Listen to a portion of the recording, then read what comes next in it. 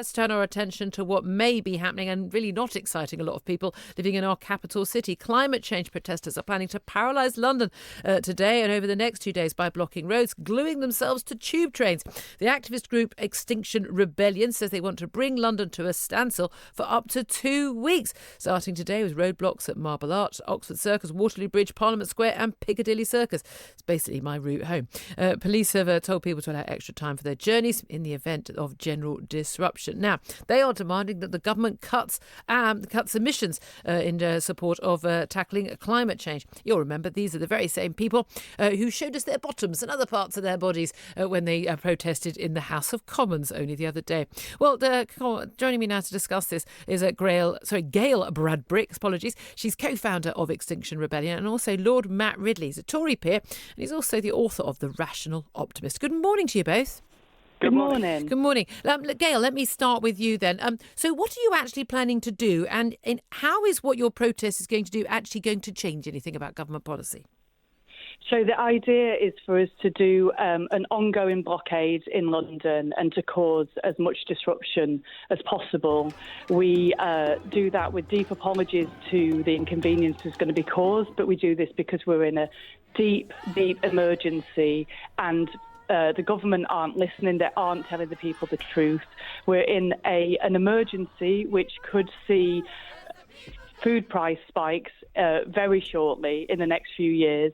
Those lead to rioting on the streets. Those lead to collapses in civilization. And if that sounds like a ridiculous thing to say, Sir David Attenborough spoke at the UN and said that the collapse of this civilization is a strong possibility. OK, but what I can't understand, Gail, is, OK, you think this is a deep emergency and you think the government aren't listening. So why do you have to disrupt ordinary people going about their business? There'll be tourists, there'll be people trying to just get about doing their jobs on buses, on trains or whatever. Why do you think causing as much disruption as possible is the right thing to do?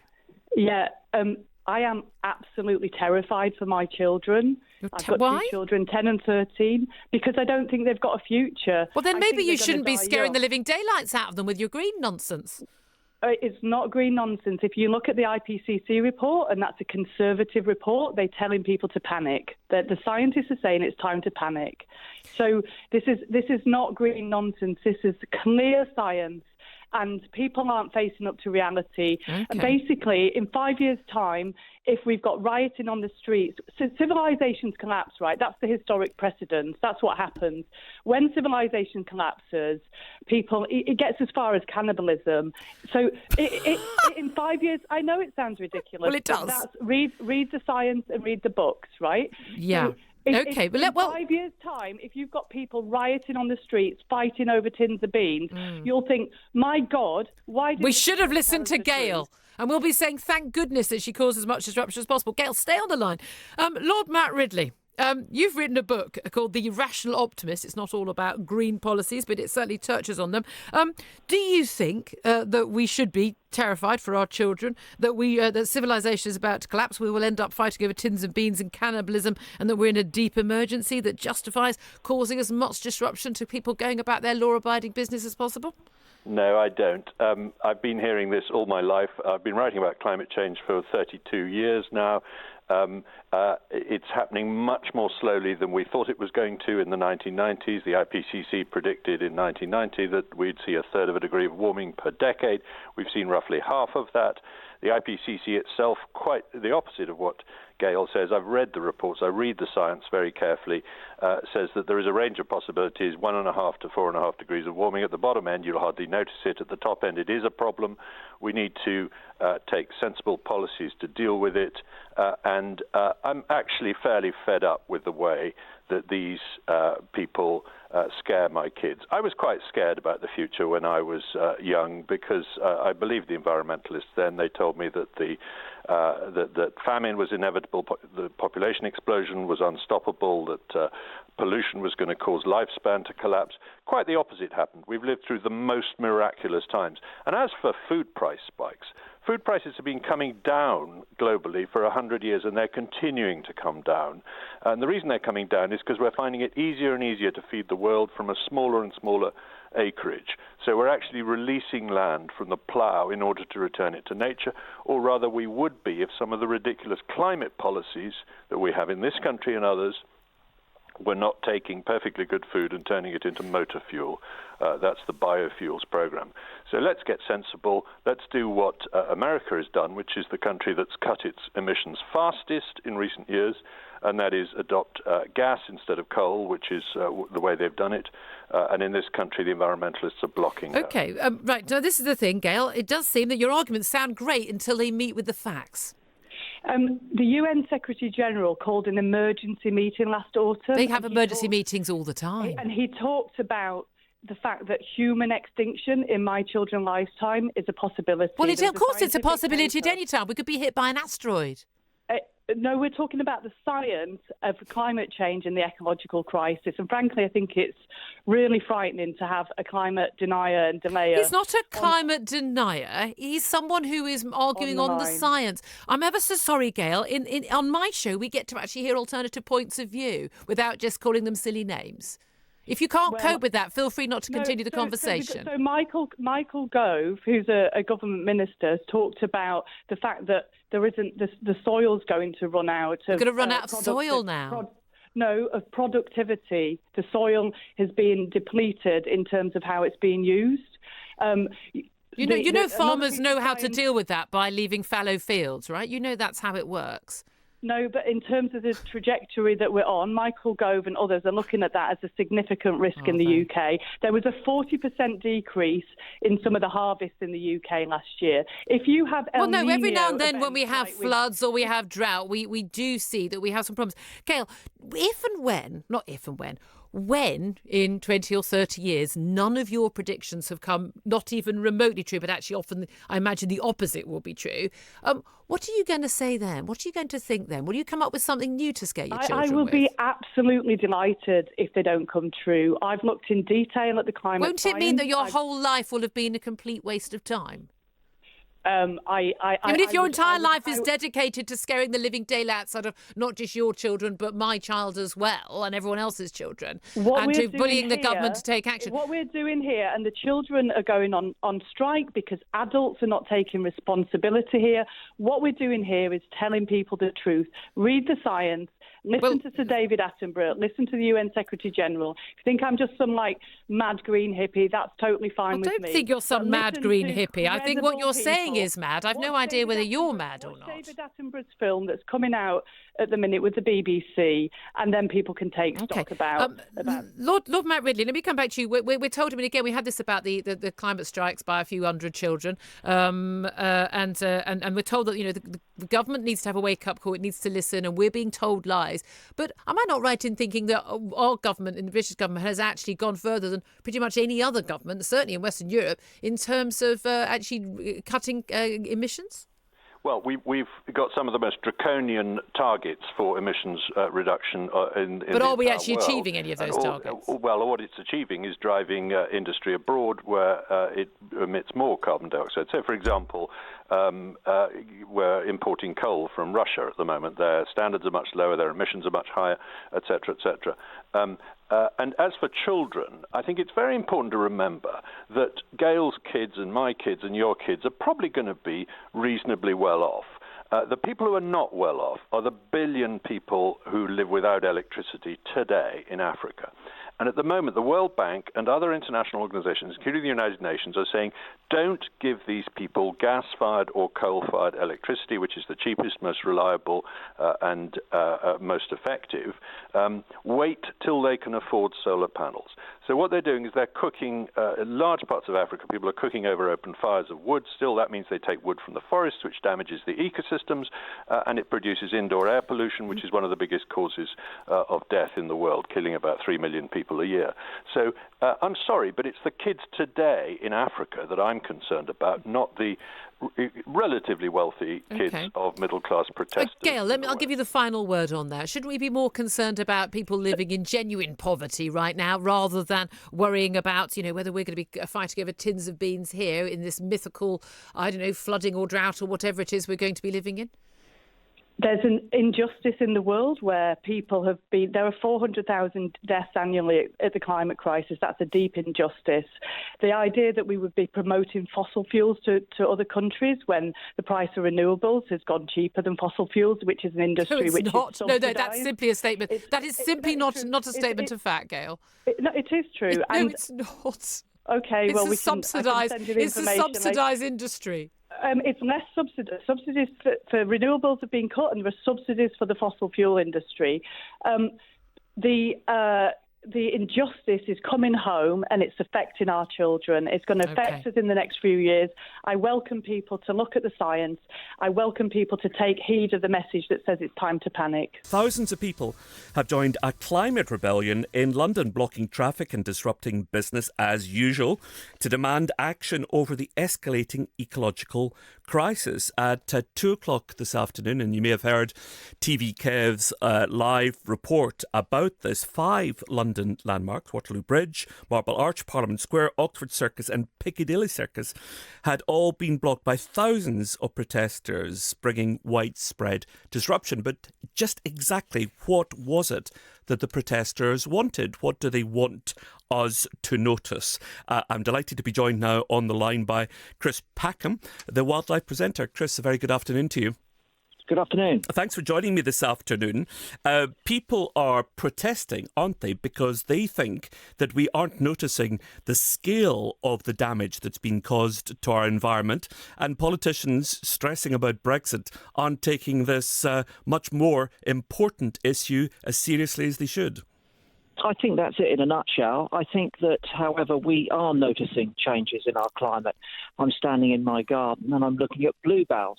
I go to my diary and I find that in the 1980s they should have been flowering in the second week of May, and here we are in the middle of April. We're seeing changes that are happening to our climate in our everyday lives, so there's no doubt about that. What we aren't recognising is the potential danger that these are forecasting for us. Nevertheless, our scientists have been out and conducted great independent research, and the Intergovernmental Panel for Climate Change has given our world leaders 12 years to start making a difference. Now, 12 years, again, when you think about it, is a tangible period of time for you and I. I can remember what I was doing 12 years ago. I hope that I can see 12 years into my future at this point in time. So it's not a lot of time that we've got to make significant changes if we want to continue to live sustainably on this planet. And as you pointed out, our politicians at the moment are ignoring these catastrophic threats of climate change. Well, Chris, as you know, I sat in Parliament. I was elected to Parliament as an MP, and I have to say I could have counted the conversations I heard people having about climate change on the fingers of one hand. It just isn't a priority for the government, certainly. What can we do to change that? Do you think protests like today work? Because I suspect a lot of people listening to our discussion here just now, who are maybe still experiencing some of the congestion in central London as they try to get home after a long day at work, will not find themselves more sympathetic to the arguments if their day has been disrupted. Yes, no, I think it's one of those difficult dilemmas, isn't it? It's like when we have a problem, a conflict in a workplace, say on the trains, and we've got conditions which aren't acceptable for the employees, so they strike, and then we, the public, sort of suffer. But at the same time as we suffer, I think on this occasion we have to sympathise with what these people are trying to achieve today. They're trying to draw to, national attention, global attention, in fact, because these events are taking place in countries all over the world. The fact that our politicians are not listening. And as you've so freely admitted, a handful of conversations over a period of years on this is not going to make significant change. And we know that we need to do that. I think, broadly speaking, and I'm sure you'll back me up on this, our political system is built up, is structured to deal with short-term Exactly. problems. That is the key. That's the problem. You put your finger on it. That is the problem. It is short-termism, and I think our generation are particularly guilty of that. You know, when you look back to the Victorians, for example, they did terrible things to the environment, but they thought long term about some things. Certainly the infrastructure that they built, they thought about long term, but other things as well always strike me. The Victorians planted trees. You look at our great big boulevards and drives in cities up and down the country, and the Victorians planted trees that they would never live long enough to see grow. And our generation is much more inclined to make judgments simply based on the short-term electoral cycle. And I think you're absolutely right. And also, when you think back to our, Victorian politicians, that there were more than a handful of great statesmen and women, at that time, more men than women, very sadly. But that was the Victorian age. But nevertheless, there were people who took their role as public servants very seriously. And I think that if our current crop of politicians was doing that, they would be investing more effort in addressing this very, very urgent climate issue. But let's be clear, Extinction Rebellion is not just about climate either. It's about biodiversity loss. It's about an expanding human population. It's asking people to think about how we can change our practices today so that we can still all be here tomorrow. And that tomorrow, if you believe the IPCC, is 12 years away. It's pretty close. And of course, again, just like you, I have short-term concerns about health and education and employment and all of these things which impact on our lives. But as many of these protesters, and particularly the young protesters, are saying when they're coming out of their schools on a Friday every month, what's the point of investing in our future if we don't have a future? Because, they can get any number of qualifications. You can, and I can have any number of jobs and generate any amount of income. Frankly, if the planet's on fire, it's all worth nothing. So we've got to sort of start to prioritise and realise that we're one species on one planet with one big problem, and we've got to find some people to stand up and tackle that problem. And at the moment, as we know, and we have to admit, our politicians have been distinctly distracted for a long time, and I think that Extinction Rebellion's, cause, drawing attention to these urgent issues is therefore to be commended. And I say that even if I were on the street, tired, hungry, just wanting to get home this evening. If you want your home to be there, for your children, then join in these demonstrations, because that's what it's about. Chris, I noticed that your recent tweets have gone viral because you've been noticing things, and I think all of us can relate to this. If we look out at our gardens or we look up above at the skies and notice an absence of things that we used to watch and love as children, and you've pointed out that there's an absence of insects at your home in the New Forest, and I know you're passionate about birds, but you pointed out the huge decline in all sorts of native bird species here. We've lost 90 million wild birds since 1970. Turtle doves down 95%. That's an extraordinary reduction. And this disturbing story that we've seen in the papers recently of local authorities putting nets across the cliff faces to stop, and hedgerows as well, to stop birds nesting. Ordinary people notice that, and it makes them angry. It's made them very angry, and there's been a huge, uprising in the conservation fraternity in the last month, when these nets have started to go up. We live in a strange time, don't we? We know more about the declines that you've mentioned. We can speak with great authority when it comes to their accuracy, because we've got such good people out there, measuring the distribution and populations of these animals. We've armed ourselves with a fantastic toolkit to effect good conservation, so we know we can make a difference. We can put species back, we can repair habitats, we can shape our gardens to attract wildlife. I mean, you name it, we can be pretty good at it. And yet at the same time, in a sort of complete anathema to what most of us are trying to achieve, we have county councils and developers smothering our countryside in nets. Utterly bizarre. Bizarre. It is just bizarre. It's bizarre behaviour, and it's instantly, obviously, a horrendous thing to do. And wildly unpopular and just terrible for the environment. Of course, one of the stories that was pushed off the front pages by those extraordinary pictures of the spire of Notre Dame tumbling to the ground was the Extinction Rebellion protest yesterday across London. The protesters took over, well, not just bridges like Waterloo Bridge, but also Piccadilly Circus, Oxford Circus, and the whole areas around central London, all of the iconic areas of London, pulling traffic to a standstill. We saw protests outside of the Shell building. We saw glass broken. We've seen some 100+ arrests in total now. But the activists say that the protests could last several days, and they're going to continue until their demands are met. Their demands include, by the way, having carbon emissions come down to 0% by 2025. That means not just no diesel cars, folks. That means no buses, no trains, no fridges, no electricity, no us. So that's not going to be delivered, is it? But what do we make of these demonstrations? Let's talk to James Delingpole. He's a writer, he's a journalist and a columnist on lots of green issues. Probably, I would say, something of a hate figure, James Delingpole, for some of these. But you're the author of a book called Watermelons, How Environmentalists Are Killing the Planet, Destroying the Economy and Stealing Your Children's Future, which I think tells people where you're coming from. What do you make of these activists and what their real aims are? Well, Julia, isn't it time we called it by its proper name? This is economic terrorism. How many millions of pounds do you think were lost yesterday in London, and how many millions more are going to be lost this week as a result of the incredible disruption that these people are causing? And I've no doubt that their intentions are good, and some of the people who've been sucked into these protests probably think that they really are doing their bit to save the planet. But actually, as you say, when you look at their manifesto, the leaders are demanding the impossible. I mean, the number one demand makes me laugh. Tell the truth, it says. Government must tell the truth by declaring a climate and ecological emergency.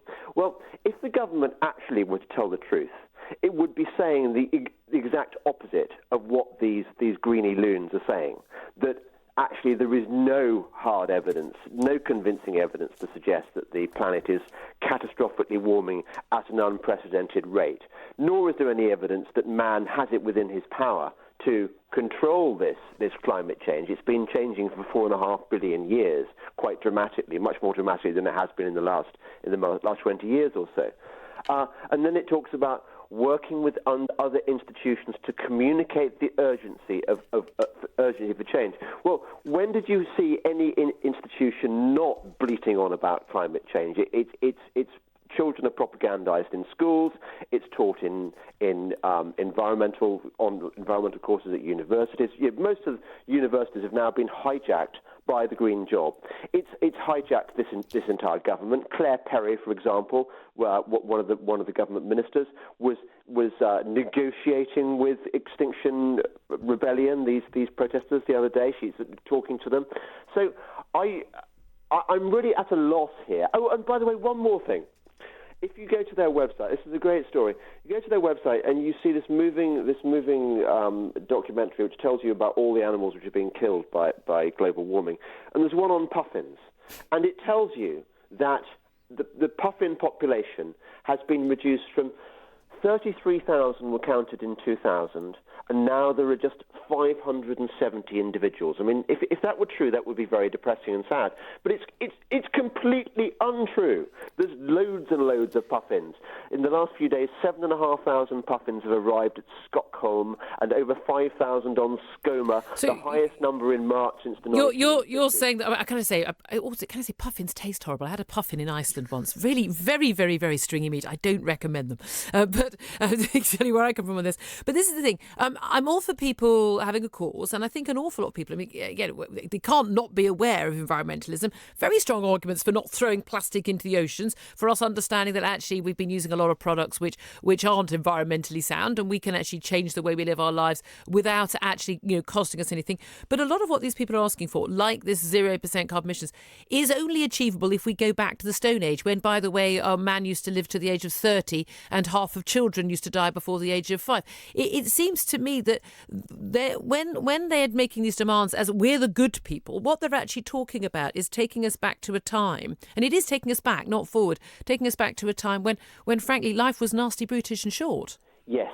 Exactly. And you're right. It wouldn't just be nasty diesel-belching car, sort of 4x4s, which would go in this Extinction Rebellion scenario. It would be the machines that keep you alive in hospitals. It would be the computers that we use every day. It would be everything. It would be the end of Western industrial civilization. And, of course, when I was researching that book you kindly mentioned, one of the things I found is that the Green it's not so much that they want to save the planet. That's secondary. What they really want to do is end Western industrial civilization. They want to bomb the capitalist economy back to the Dark Ages.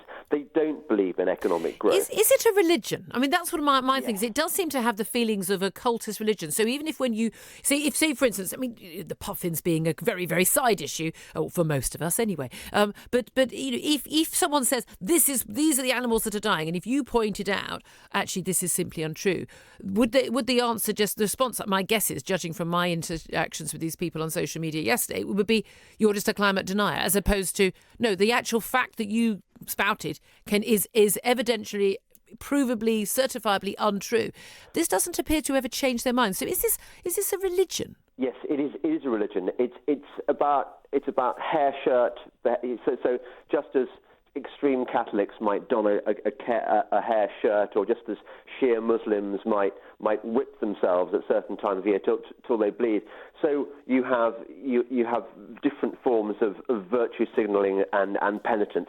For example, recycling. This business that we have to go through in some households where you have to separate your rubbish into 5 different kinds of bins. Don't get me started. When there are machines available that could do this for you quite easily and much more efficiently. You think of the man hours that are wasted every day as people go through the penitential process of showing how much they care about Mother Gaia, because they're forced to do so by their council, which in turn has bought into all the lies put about by a minority of green activists. This is what that is the thing. It is a very small minority. James, we are going to have to leave it there, but I mean, I could talk to you all day about this, but I'd like to say we did invite Extinction Rebellion back on the show today, but unfortunately they wouldn't come on after their lovely representative yesterday made, frankly, a bit of a fool of herself. The ongoing climate activism protests that are going on in London, they could, we're told, last several days. Well, indeed, the people behind them, the Extinction Rebellion group,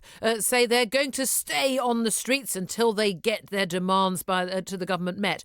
Well, given that their demands include things like ending all carbon emissions, bringing them down to 0 by 2025, and as that is virtually impossible unless we all go back to the Dark Ages and indeed human beings stop existing, it's not going to happen. In which case, are we now stuck with protests across many of our landmarks? Waterloo Bridge closed this morning in central London. Many other landmarks, Marble Arch, Parliament Square, Oxford Circus and Piccadilly Circus, blocked yesterday by a total of, over across the city, thousands of protesters. We were told it was peaceful. We were told it was good-hearted.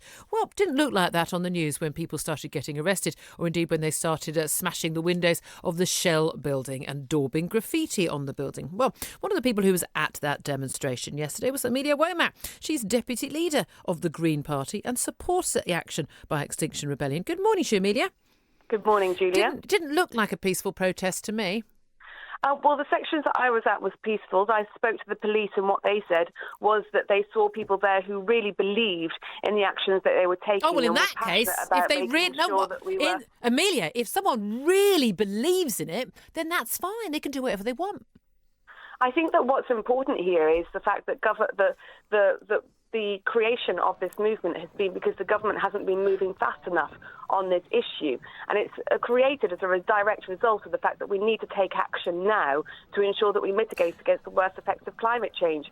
The UN have told us that we have just 11 years to make sure we take positive action. It's been saying that for quite a long time. In fact, probably for more than 11 years. Can I just... You're saying the government hasn't... it's been counting down. That's the point. Is when I first started my degree in environmental biology, then we were told that we had over 20 years, and now that is counting down. That means that we've got a very short Amelia, if you look at Amelia, if you look at the warnings over the last 30 years, those warnings have been pretty regularly those dates where the world is going to reach the catastrophic level and we're going to have terrible things happening to us. We've crossed a lot of those dates over the years, and nothing seems to have happened. Now, you say the government hasn't been moving fast enough, and that's why people are demanding action. I've got two things to say. That one is, our government is actually very much ahead of the curve in terms of taking action to cut emissions. London in particular, of all the places where we've got this carbon emission zone that's hitting millions of diesel drivers. But also, even if the government isn't moving fast enough, that's an argument for instance, you, as Deputy Leader of the Green Party, to be campaigning on this issue, to talk about it. We talk of nothing else in the media every day other than Brexit, environmentalism and climate change. This is about persuading politicians. It's about convincing and persuading ordinary voters to take this issue more seriously. It's not about a small group of people demanding action, is it? That's not how democracy works. I mean, protest is a key part of our democracy. We've got a proud tradition of protest in our country, whether that's from the Chartists or the suffragettes, who we were just celebrating last year. We need to be making sure, you say the government is a leader in this. Fundamentally, we're not taking action fast enough. So even though we're at the front of the curve on this, we need to be even further ahead. Why don't these people go and demonstrate in China or India, where a lot of this pollution is actually being caused? India and China are taking action, and that's the point, is that... So, I mean, India, for example, has made commitments to stop plastic waste. China is... Okay, good luck with that. Working in China. Well, I mean, they're taking that bold action, and that's what's fundamental right now. But I also think that what's important is the tone of this debate is changing, and that is thanks to NGOs and politicians and campaigners and people who are speaking out about these issues. And it is the fact that it's been put on the agenda by people who are taking action, whether that's in their organisations or on their streets. The tone of the debate has changed. I mean, people are watching programmes like, Blue Planet with David Attenborough, and they say, well, hold on a minute, I like using plastic, but I don't want plastic to end up in the sea. I can see what's happening. Fair enough. Let's have, reusable cups. Let's have, stop selling plastic bags, and let's have paper straws. And those are things where the public is really, an awful lot of people are very much on board. Persuading people, convincing people with the arguments and the facts is one thing. Blocking bridges, blocking arterial routes, sitting down and refusing to allow people to pass. That's not a protest. That is not peaceful protest, because if I wanted to drive my car and they refused to move, that definitely wouldn't be peaceful. This is about bullying. This is about a small group of people making demands of a democratic government rather than going about the democratic process. Why do you, as a member of a democratic party, the Green Party, which has done very well in polls in the past, has been very influential on other political parties, why do you think that's justifiable? Can I just go back to your point on Blue Planet? Because I think what's important is we might reduce the amount of plastic in our oceans, but if we heat them up so much that all the species die, then which they aren't going to. Amelia, that's not going to happen. You know that's not going to happen. I know that's not going to happen. Everyone listening knows that's not going to happen. And you just make yourself sound stupid when you say it. Well, all of the animals living in the ocean are not going to die. Full stop. So anybody who's been looking at the science understands that at the moment we're seeing fish stock collapses.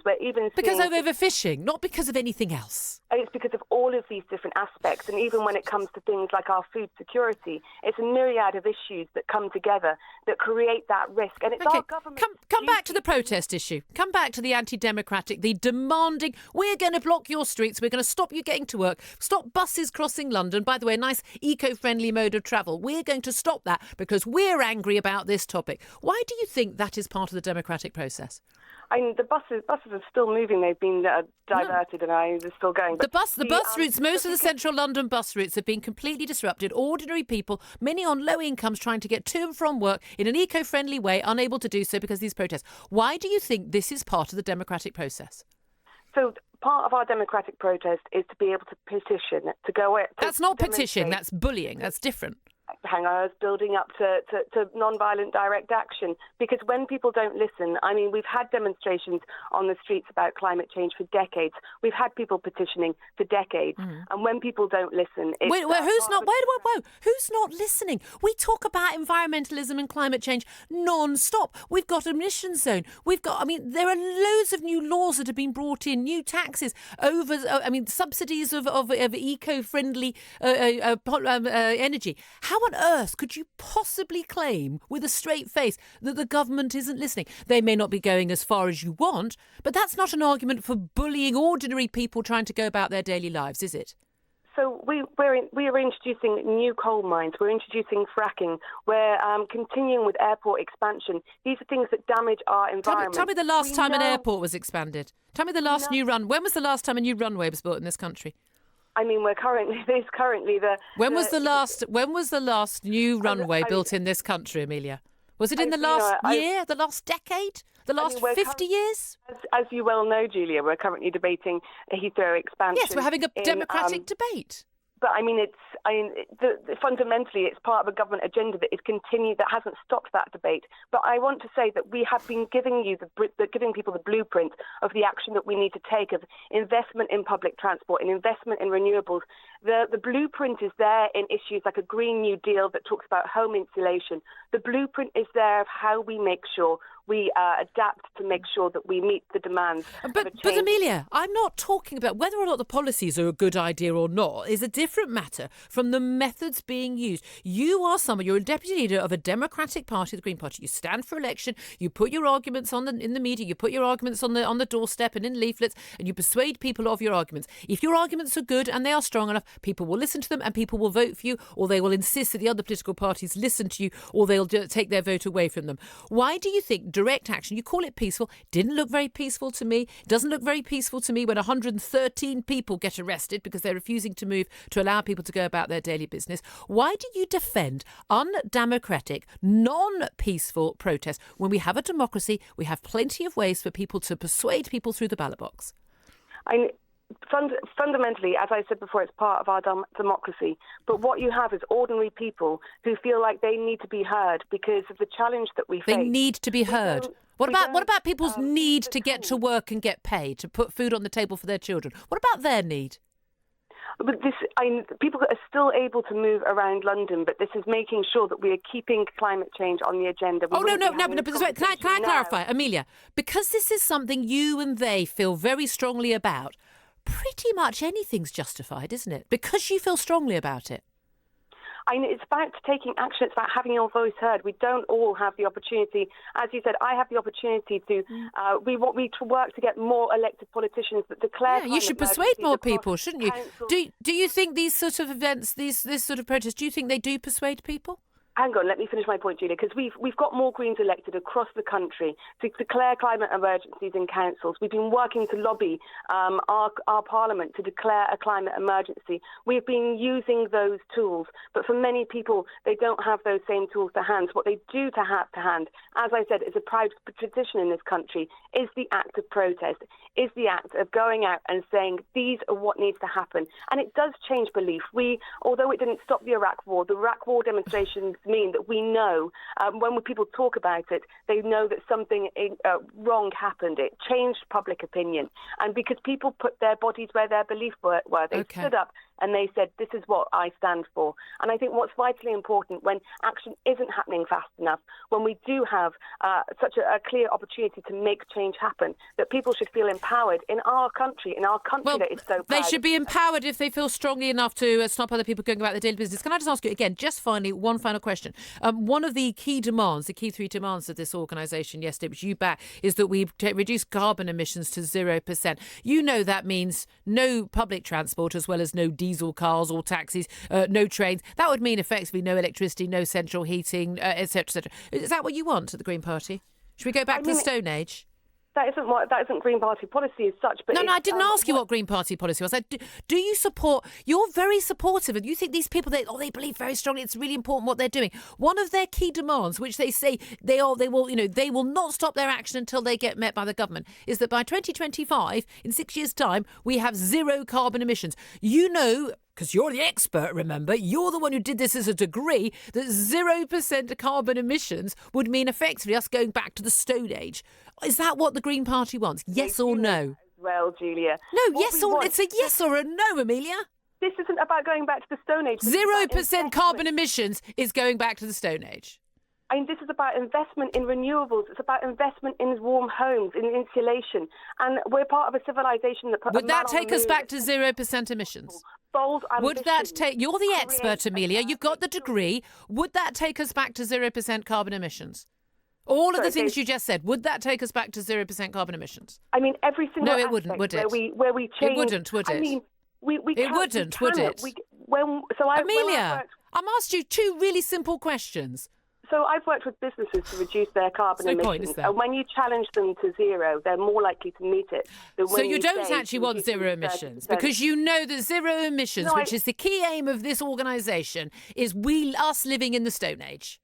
You're twisting my words. I'm not twisting your words. I'm following the logic of your argument. But I don't believe that you believe it's going back to the Stone Age, because we've seen changes in technology. I mean, the way that our technology has changed over even the last 10 years, the idea that we have the internet in the palms of our hands was something that was unimaginable just a decade before. We have seen changes in technology that have fundamentally changed our culture. And by the way, those changes of technology didn't come about by a load of people sitting on a bridge stopping other people get to work. They came about because of the great wonders of human ingenuity. And by the way, that thing you hate, capitalism,